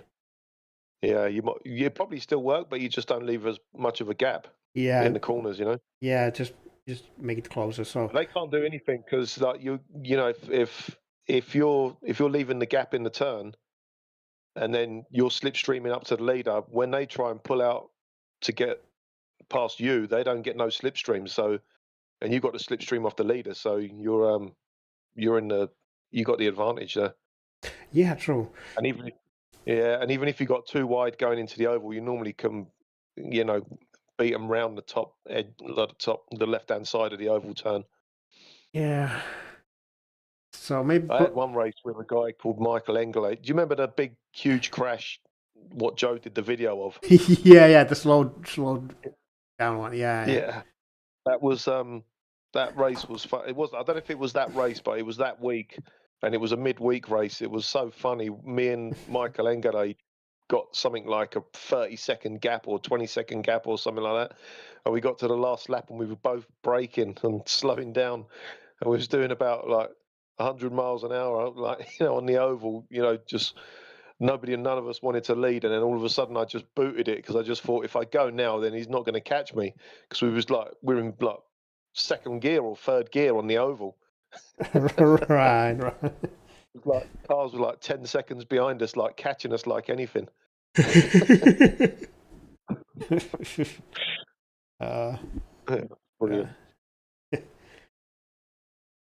but yeah, that could be the plan. Yeah, like maybe aim to be a second place in the second turn of the oval.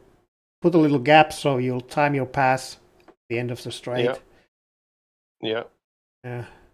That really works well. So you, like I say, you come out of Parabolica in second place, and you've got like I've even left like 1.5 seconds or something like that. And because not many people want to overtake you on the front straight going into the first part of the oval, it's quite scary, ain't it? Yeah. So you leave like a 1 second gap to the leader and then just floor it. You catch all the way back up to the leader for the corner, the first corner of the oval, and then slow back down again, Leave another 1 second gap for the back straight of the oval and then catch back up again. People don't know what the fuck you're doing, Yeah. Yes, it's just when there's many cars in that battle, somebody might make a pass or. Yeah. It's still a mystery for me how to play these draft games. Because the guy ahead might have the idea to be in second position, like you said. So how are you going to play it out to end up in that position? Yeah, you just got to get yourself in second. Because it never used to work. I used to try it before and try and get into second place and not leave a gap to the leader. It doesn't give you any advantage because someone's going to go 3 wide or overtake you on the back straight of the oval, and because if you're in third, you'd rather be in a position where you're going to lose. You're going to get the lead going onto the the final straight down in the curve of grand, but you probably know that you're going to get overtaken. But what's best, second or third? So they'd rather be in second. At least they've got a shot fighting for the last part of the lap. But if you do that thing, what I said, leave a gap, they can't get round you that way. And then you're the one in second. Yeah, and it's worked a few times, but I've done it about 4 or 5 times. I've never really had a chance to do it in a broadcast race. It's always been midweek races, and nobody picked up on what I was doing when I did it. Even no one. The only The only time it got a bit sketchy was when Uwe was behind me, and I had to sort of like block him a bit to stop him getting round me on the last corner of the oval. And yeah, so still, and now with the less toe, I don't know.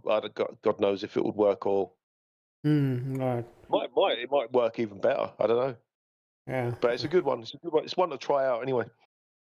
Yeah, I'm gonna write that down. Say again. I'm gonna write that down. Okay. Yeah. Try it if you're in, if you're in second place on the race on Saturday.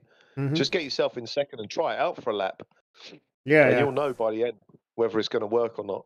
Yeah, I could No do one- if I can keep the lead after Curva Grande and yeah. Yeah. Yeah, it's still the best place to get the lead is on that back straight of the oval. Yeah. On the other hand, It's tough to do anything after that, isn't it? yeah. On the other hand, Audius has played some mind games this season. Like when I know it's a draft track and he's behind me, he has not made an attack in the start of the race, but on the last laps he made some moves that he hadn't tried before. So that sometimes caught me off guard, and I'm too late to defend that. So he might do something like that, and then pull a move into the Parabolic or Ascari or Lesbos or whatever. Yeah. It's mind games. Mind games, man. Yeah. I think, because he's so good on second gear exits, I think he's the only one that could sort of try and go round the outside of Parabolica and make it stick, But you never know. Yeah. But anyway, if it comes to the Parabolica and I'm leading, I'm going to take the inside line. I mean, that's going to win. That's going to win. Like this season, Adrius has known the places to defend, and he's always taking an inside line then, so you cannot really make any moves. Yeah. Like Adelaide, the hairpin, if you take the inside, it's the straight afterwards is too short for a crossover, so if you're on the inside, you're going to win. Yeah. And some other places, he knows which side to pick and play good defense. Yeah. So, yeah, I think I might want to leave after the start-finish straight into Curva Grande and then just play a good defense myself. Yeah. Yeah, that could be the plan. Yeah, that's what I would do. Yeah. Definitely. Yeah. Hopefully it's a big pack. Hopefully it's a big group up front. Yeah. It will be, because this. I think if you're within 2 seconds or 1 second, I mean the draft train is gonna compact in the oval. There's like no doubt. Yeah. So it's gonna be a crazy race. Yeah. But it's still good to have the track position in the early race, because if anything happens like crash or anything, you don't get that's right. Get into that. Yeah. Yeah, it's tough to know what to do before the last lap. Yep. I'm still thinking about if I should go higher pressure in the left rear, since that's pretty hot for this tire. Yeah. But I'm not sure. I mean, it was fast this lap. So I'm not sure if that's bad.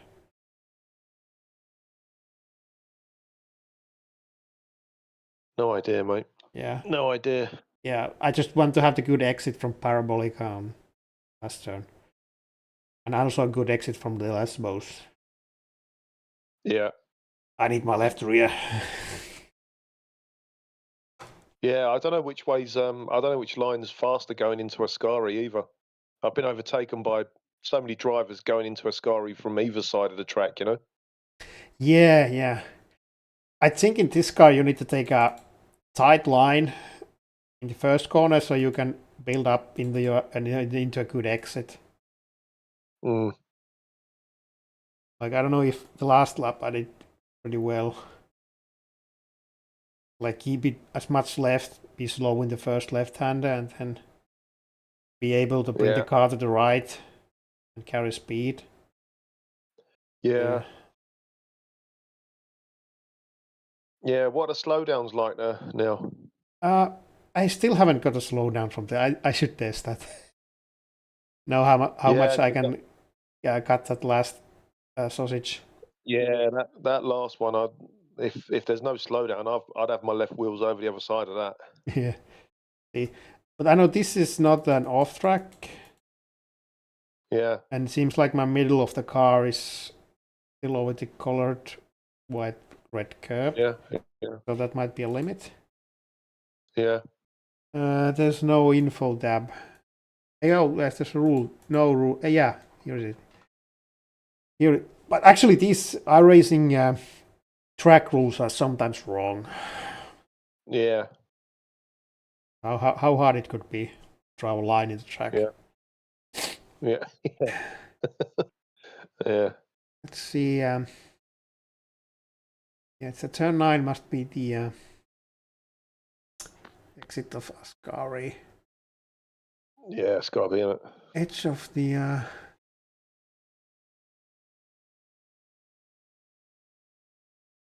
four wheels off the edge of the following described boundaries. So I could actually maybe put half a car more inside in the last turn of Ascari in the apex, so that my right hand tires are on the colored curbs. Yeah. Yeah, I'd definitely find that out before the race. Yeah, and the exit is just on the track limit. Left hand tires are just about on the colored curb. And I think, like here, like I'm running almost maximum rear dampers, but I think the rear suspension is still bouncing around quite a lot. Yeah. There, let's see. Yeah, it takes a while for the settle, so I think it's still a little bit underdamped. Oh yeah. See. So here it's the angle of that spring doesn't help it either, does it? Yeah. Kind of overshoots a little bit when it rebounds. Oh, yeah. Have you noticed, like, at the top of that spring where you've got like the metal part that moves around as well on the graphics? Look, I noticed that years ago. Right. It's like it's made out of rubber or something. Yeah. It takes almost until I'm on the exit curb that the right rear suspension is settled. Yeah. So I have to wait until they get in the throttle. I could run softer springs in the rear. I think maybe the dampers could work better then, but then again, I want the oversteer. And I'm already maxed out on rear arb. So Right. I might ask Christian for stiffer rear springs, stiffer rear dampers. Yeah. Because that's making. I don't know why they don't. I don't know why he wouldn't have done it. Why wouldn't he? How hard can that be? Yeah, I don't know if the real car was like that. They didn't run proper racing dampers like we do these days.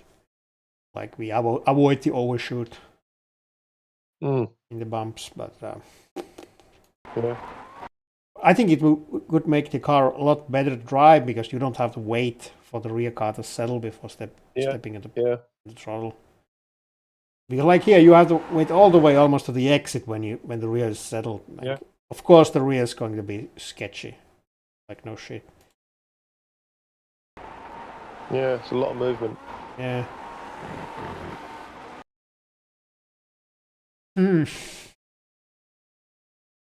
Let's see what the front is doing.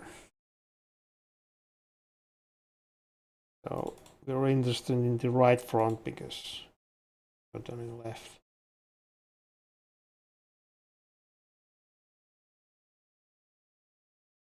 Yeah. I think it settles a lot quicker than the rear. Like it goes down and then back again and then it's settled. And then that's it. Yeah, it does, doesn't it? Yeah. Yeah. Yeah, it jumps and compresses and comes back and it's settled. Do the left front Yeah. because you hit that curve with the left front, didn't you? Yeah. Let's see left front.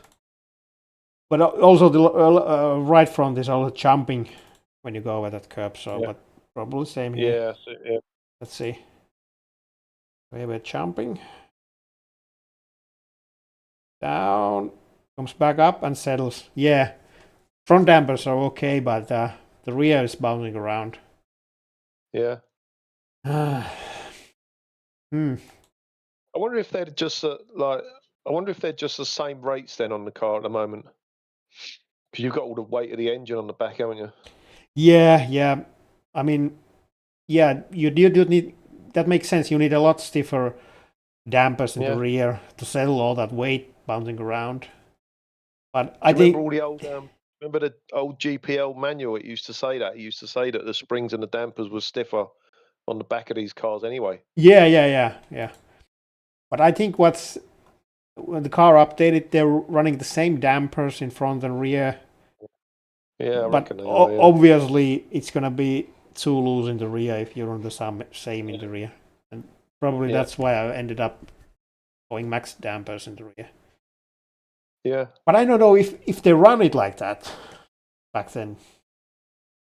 I don't know if they run I have no idea. loose dampers like that, Yeah. because I think these are some kinds of ancient dampers, so you don't have the high speed and low speed, the wells that damper. So if you go too stiff on these settings, maybe it doesn't eat the bumps, small bumps in the road well enough anymore. I don't know. No, I don't know. Yeah. It's not like you can't really go and watch a video and see what happens in real life. Yeah.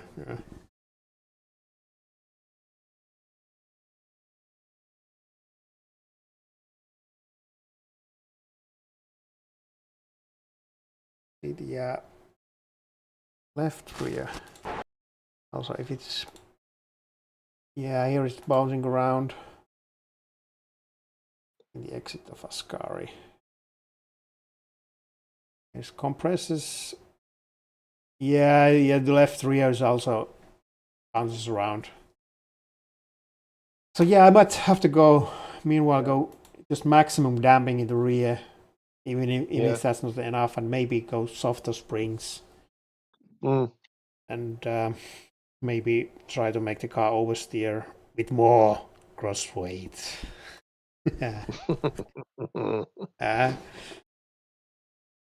Yeah, that might be something to test next time. Because I think that Ascari and the exit of Ascari is going to be critical for the race. Yeah. Because if you get that wrong, the guy behind is going to pull a move on you. Definitely. Yeah. It's sort of easy to defend, though, isn't it? Even if you mess up, you're on the right side of the track for Parabolica. So. Yeah, but if you mess it too bad, so the guy behind can get ahead of you. Yeah. But you can always late brake Parabolica, can't you? Entry and still force the guy. But I don't know. Yeah, I don't know. It's a tough one. Yeah. I don't think anyone's. Well, I can't remember seeing anyone win a race from Ascari.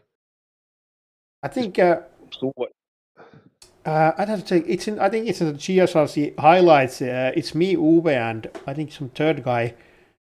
Yeah. We fan out into 3 wide before Parabolica, but I don't remember who won that. Right. Was it the guy on the inside or who? Remember? No idea. Maybe if I have some old replays. I had to delete some replays from 3 years back because they were eating gigabytes of my disk space. I mean, one race replay might be 2 gigabytes. So they add up pretty quick. All right, but I think I have to go make some food. Food for now. Yeah, I'm just get off anyway. Yeah. Yeah, all right, mate. Oh yeah, Good chat, mate. yeah, good chat. Good chat. Some setup wisdom from old timers. Don't let those young guns come up with their nonsense. It's the experience that talks. Bullshit walks. That's it. Yeah. Yeah. All right. See you later, mate. All right, mate. Yeah, speak again. Say that. See you, Yeah. mate. Yeah. See.